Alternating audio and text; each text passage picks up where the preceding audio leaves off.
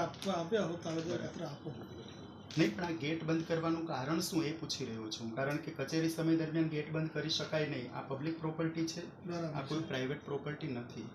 બીજું કે કોઈ હથિયારો સાથે લોકો એકઠા નથી થયા, કોઈ જ આતંકવાદી કે ત્રાસવાદી લોકો નથી. તો આ ગેટ બંધ કરવાનું કારણ શું? કારણ કે 4 કલાકથી અમે લોકો હેરાન પરેશાન થઈ ગયા છે. દિલીપભાઈને રિંગ કરી, દિલીપભાઈએ કીધું કે સાહેબ હું ખોલાવડાવું છું.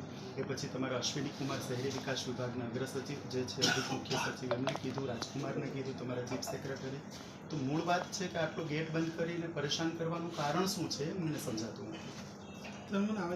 નહીં, પણ આ ગેટ બંધ કેમ કર્યો છે તમારા ધ્યાન ઉપર જ નથી આખું પ્રકરણ? ખરેખર ધ્યાન ઉપર નથી. એટલે શું કયું પ્રકરણ? આ ગેટ બંધ તૈયાર જ હતા, પણ આ ગેટ ખોલીને તો કેવી રીતે આવી શકીએ?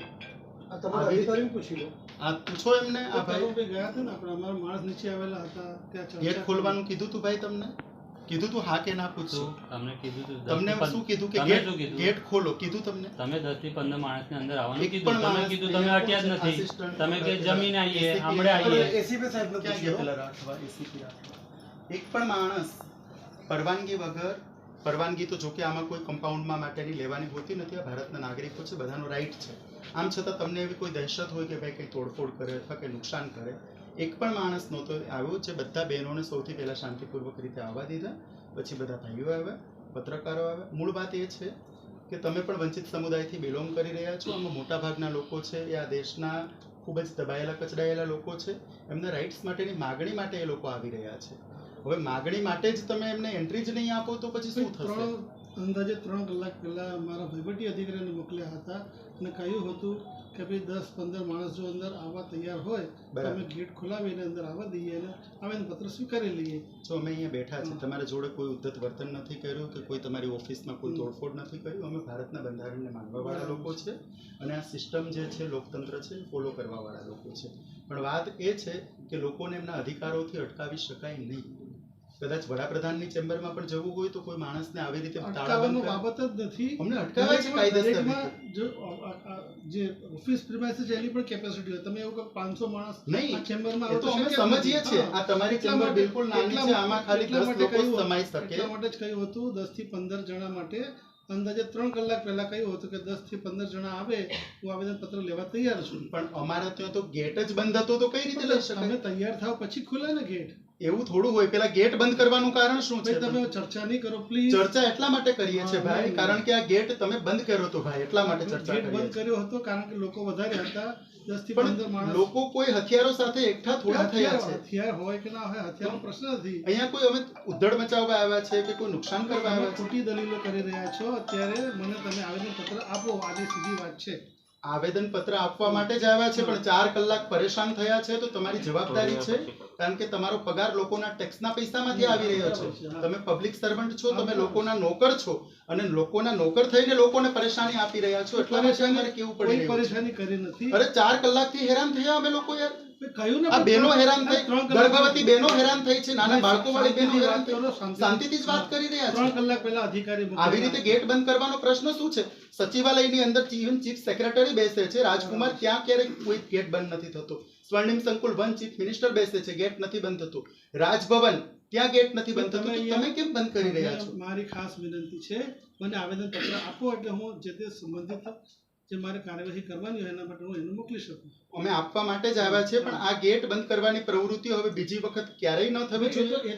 આપણે સ્પષ્ટ કહી દઈએ છીએ કાયદો અને વ્યવસ્થાનો તમે ભંગ કરી રહ્યા છો. એટલા માટે તમને આ ચેતવણી આપીએ છીએ કે હવે ક્યારેય ગેટ બંધ નહીં કરતા. સાંભળો, આ વસ્તુ ખોટી છે, આ ગેરકાયદેસર છે. તમારી મર્યાદા ન ચૂકો. મારી મર્યાદા મને ખબર છે. મારે પણ કાયદો અને વ્યવસ્થાની પરિસ્થિતિ ઓફિસમાં જળવાઈ જોવાનું હોય. અમે કોઈ જ વિભાગે પણ જોવાનું હોય કે કાયદો અને વ્યવસ્થાની પરિસ્થિતિ જળવાય. એના પોલીસ ઓફિસર અનુસાર નિર્ણય લેવાનો રહે. આ લોકો પહેલા સંજોગો અનુસાર નિર્ણય લેવાનો રહે. બરાબર? અરે બિલકુલ નિર્ણયો લેવાની છૂટ છે, પણ નિર્ણયો પ્રજાહિતના વિરોધના, રાષ્ટ્ર વિરોધી નિર્ણયો નહીં લેવા જોઈએ. તમે તમારું જે વિચારો વિચારી શકો છો. અમે કોઈ પ્રજાહિતના ના હોય એવા નિર્ણયો લેતા નથી. બરાબર છે? આ લોકો દિવસ રાત કામ કરી રહ્યા છે, એમની રજૂઆત કરવા માટે આવે છે, તમે અટકાવી રહ્યા છો.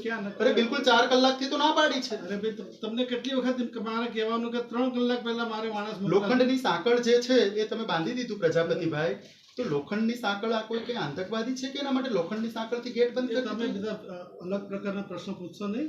મને તમે અત્યારે આવેદન પ્રશ્નો એટલા માટે પૂછવા પડે કે you are responsible officer and that is why I am asking you. ખોટી રીતે પ્રશ્નો પૂછવા નહીં. યુ આર રિસ્પોન્સિબલ ખોટી રીતે ઓફિસર. પ્રશ્નો પૂછવા નહીં પ્લીઝ. ખોટી રીતે નથી પૂછતો. તમે જવાબદાર પદાધિકારી છો અધિકારી છો, અને તમારી ડ્યુટી છે જવાબ આપવો. દરેક પ્રશ્નનો જવાબ તે જ વાત જે કરું જવાબ છું. આપવા માટે બંધાયેલો હોઈશ હું જવાબ પણ આ આપીશ. ગેટ બંધ તમે કરવાની આગળ- પ્રવૃત્તિઓ સાંભળો પ્રજાપતિભાઈ, હા, ક્યારેય ફ્યુચરની અંદર ફક્ત આ લોકો જ નહીં પણ કોઈના જોડે નહીં થવી જોઈએ. આ ખરેખર એ તમે ખોટું તમે છે. અમને સૂચના નહીં આપી શકો. અરે બિલકુલ આપી તમે શકીએ. નહીં, We are નહીં, citizens એક of- ભાઈ, એક જ મિનિટ ભાઈ. તમે We are citizen of India. નહીં નહીં અમે આપી શકીએ અમે અમારું સૂચના. કાયદાનું જે કાર્ય નથી કરી રહ્યા એટલા માટે ભાઈ તમારું ધ્યાન દોરી રહ્યા છે. પદ્ધતિ નથી તમે અરે અમે ક્યાં કોઈ ગાળો બોલી રહ્યા છે અહીંયા તમારા શાંતિથી જોડે? વાત કરો. અરે શાંતિથી તો વાત મને છે. આવેદન પત્ર આપી દો. આવેદન પત્રમાં અમને કેમ રોક્યા છે 4 કલાકે? પ્રશ્ન કેમ ન પૂછીએ અમે? એ સમજાવો. મારે તમને કેટલી વખત જવાબ આપવાનો? એકનો એક જવાબ મારે તમને કેટલી વખત આપવાનો? બિલકુલ આપવો પડે કારણ કે તમારા જવાબથી અમે સંતુષ્ટ નથી એટલા માટે પૂછી રહ્યા હું એ જ છીએ. કહું છું કે 3 કલાક પહેલા અધિકારી મોકલ્યા હતા. એક જ મિનિટ. દિલીપભાઈનો ફોન આવ્યો. દિલીપભાઈએ કીધું કે હું ખોલાવડાવું છું. તમારા જે અધિકારી છે, તમારાથી સિનિયર છે, તમારા કમિશનર, એ કમિશનરની સૂચના છતાંય દરવાજો ન ખુલ્લો. યાર આવું કે અહીંથી અમે રિયલમાં સાચું કહું છું. મને દુઃખ નહીં લગાડતા. તમારી ઉંમર મોટી છે, હું રિસ્પેક્ટ કરું છું, બરાબર. વાત એ છે કે દિલીપભાઈ કમિશનર છે. એ માણસે તમે એમને પૂછજો. મને કોલ કર્યો છે, વાત થઈ.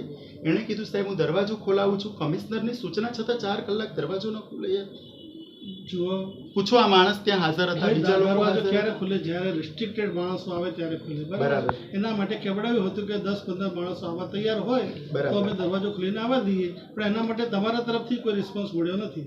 બરાબર. બરાબર છે. હવે અત્યારે કેમ અમે તો ફટાફટ આવી ગયા છે? હા, હવે તો મને એ સમજાવો. તમને લાગ્યું હશે કે હવે જો યોગ્ય ટાઈમ છે એટલે તમે આવ્યા એવું હશો. નથી. અમારા જોડે મેસેજ જ નહોતો પહોંચ્યો આપનો. અભી અમે તો અહીંથી રૂબરૂ અધિકારી કોઈ નહીં. હવે સાંભળો, ખાસ જે અમારી મૂળ જે રજૂઆત જે છે, આવું ફરીથી ન બને એટલા માટે કે ભારતમાં કાયદો વ્યવસ્થા ભંગ ના થાય એ પ્રમાણે પૂરતી કાળજી મૂળ લેવામાં વાત એ આવશે. છે કે ભારતમાં કરોડો લોકો બિચારા દબાયેલા કચડાયેલા છે, અધિકારોથી વંચિત છે. એમના રાઇટ્સ માટે અમે લોકો કામ કરી રહ્યા છે. આમાં કોઈ અમારો કોઈ પર્સનલ બેનિફિટ નથી. અમે કોઈ પોલિટિકલ પાર્ટીથી બિલોંગ નથી કરતા કે અહીંયા વોટ માંગવા માટે કે અમે આ કામ કરી રહ્યા છીએ. પણ મૂળ વાત એ છે કે ભારતમાં કરોડો લોકો છે. ઇવન આ બહેનો બિચારી નોકરી કરે છે, એ બહેનો કોન્ટ્રાક્ટ બેઝ ઉપર કરે છે, આ લોકો કોન્ટ્રાક્ટ બેઝ ઉપર કરે છે. ભારતના બંધારણનો અનુચ્છેદ 23 થી 24 જે છે એ ભારતના તમામ લોકોને આર્થિક શોષણ સામેના રક્ષણ માટેનો અધિકાર આપી રહ્યું છે. તો એનો અમલ નથી થતો. ભારતના બંધારણના મૂળભૂત અધિકારોની વ્યાખ્યામાં આવે છે, આપને ખબર છે, આર્ટિકલ 23 અને 24.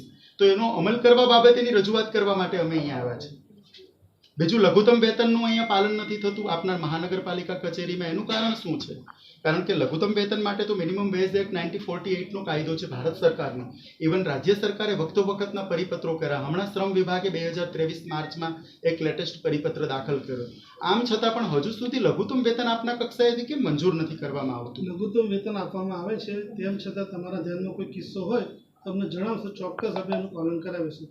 બીજું કે મહાનગરપાલિકાની અંદર ઘણી બધી જે ભાઈ બંધ કરો તો ઘણી બધી એવી જગ્યાઓ ખાલી છે. ઇવન ક્લાસ 3 ની ખાલી છે, ક્લાસ 4 ની છે, ડ્રાઈવર છે, પટ્ટાવાળા છે, ચોકીદાર છે, સફાઈ કર્મચારી, એવી ઘણી બધી જગ્યાઓ ખાલી છે. તો કાયમી ભરતી આપણે કેમ નથી કરી રહ્યા? કારણ કે COVID-19ના સમયમાં આ ક્લાસ 4 જેટલા લોકો છે એ લોકોએ ખૂબ ઈમાનદારીથી કામ કર્યું અને સરકારના અને પ્રશાસનના પડખે ઊભા રહ્યા. આ પછી પણ હમણાં જ્યારે પૂરની પરિસ્થિતિ સર્જાઈ ત્યારે પણ ઈમાનદારીથી કામ કર્યું. તો આમ છતાં એ લોકોની કાયમી ભરતી કેમ નથી કાઢવામાં આવતી? એ અમે અમારી જે કાર્યવાહી કરવાની છે કરી રહ્યા છીએ. કાયમી ભરતી માટેની એક અમારી માગણી છે. બીજી માગણી એ છે કે લઘુત્તમ વેતનનું હજુ પાલન નથી થતું. બીજો દાખલો હોય તો બતાવજો. પ્રોવિડન્ટ ફંડ હું તમને આની અંદર પણ લખ્યું છે. આમાં સહીઓ કરેલા લોકોને એક પણ લઘુત્તમ વેતન નથી મળતું. આમાં જેટલા લોકોએ સહીઓ કરી છે એમના મોબાઈલ નંબર સાથેની વિગતો છે. એક પણ માણસને લઘુત્તમ વેતન આજ દિવસ. તમે કયા વિભાગમાં કામ કરો છો? પેલા ગ્રીન કપડાવાળા બેન ક્યાં ગયા? અહીંયા આવો ને આવું કરો. જે કંઈ તમારી સાથેની જે ઘટના છે ને એમને તમે રજૂ કરો કે જેનાથી તમારા